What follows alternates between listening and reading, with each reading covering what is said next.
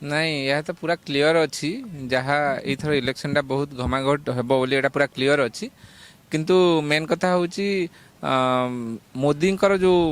Popularity ଆସ୍ତେ ଆସ୍ତେ ଯେଉଁ ବଢ଼ୁଛି ସେଇଟା ଆମ ଓଡ଼ିଶା ରାଜନୀତିରେ ପ୍ରଭାବ ପକାଇଛି ନିଶ୍ଚିତ ଭାବରେ ପକାଉଛି କିନ୍ତୁ ଆମେ ଏକଥା ବି କହିପାରିବାନି କି ନବୀନ ପଟ୍ଟନାୟକ ମାନେ ଇମ୍ପାକ୍ଟଟା କମୁଛି ବୋଲି ତାଙ୍କର ବି ଇମ୍ପାକ୍ଟଟା ଓଡ଼ିଶା ଜନତାଙ୍କ ଉପରେ ଅଧିକ ପଡ଼ିଛି এইটা কহিবা বহুত বড় মুশকিল এবে হয়েছি কি মোদিঙ্কর জনপ্রিয়তা আউ নবীন পট্টনায়কর বিভিন্ন প্রকার স্কিম ভিতরে ওড়িশা রাজনীতিরে কণ হব সেটা কহিবাটা বহুত ডিফিকল্ট কিন্তু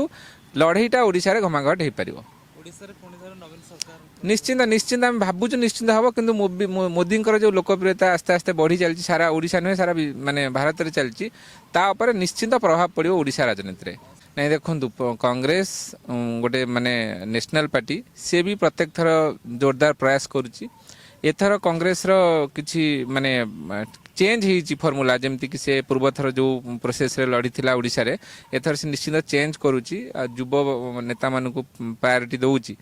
ଆଉ ସେଇଟା କହିହେବନି କଂଗ୍ରେସ ଓଡ଼ିଶାରେ ପୁଣି ଆସିବ ବୋଲି ବଟ୍ କଂଗ୍ରେସ ବି ତା ଲେବୁଲରେ ସେ ଚେଷ୍ଟା କରୁଛି 2019 ନିହାତି ନିହାତି ଅପେକ୍ଷା ଏ ବର୍ଷ ଭଲ ନିହାତି ଭଲ ରେଜଲ୍ଟ କରିବ ସଂଖ୍ୟା ବଢିବ କଂଗ୍ରେସର। କଂଗ୍ରେସର କଂଗ୍ରେସର ଏଇଟା କହିବା ବଡ଼ ମୁସ୍କିଲ ହେଉଛି କାହିଁକିନା ତାଙ୍କର ଯେଉଁ ପପୁଲାରିଟି ଓଡ଼ିଶା ଉପରେ ଏତେଟା ଅନୁଭବ କରି ହେଉନି ବଟ୍ ସେମାନଙ୍କର ରଣନୀତି କ'ଣ ରହିଛି ସେଇଟା ଆମେ ଏତେ କ୍ଲିଅର ନାହୁଁ ବଟ୍ ରହିବ ନିଶ୍ଚିନ୍ତ ଭାବରେ ଜୋରଦାର ଲଢ଼େଇ କରିବ କଂଗ୍ରେସ ବି ଇଣ୍ଡିଆ ମେଣ୍ଟ ଯୋଉ ହେଇଛି ଦୃଢ ଭାବରେ ଯୋଉ ଏନଡିଏ କୁ ହୁଁ ଟକ୍କର ହୁଁ ଦେଇପାରିବ। ହୁଁ ନାଇଁ ସେଇଟା ଶୁଣନ୍ତୁ ସେଇଟା ତ ଦେଇପାରିବ ବୋଲି ଆମମାନଙ୍କୁ ଫିଲ୍ ହେଇନି ଏପର୍ଯ୍ୟନ୍ତ ଆଜି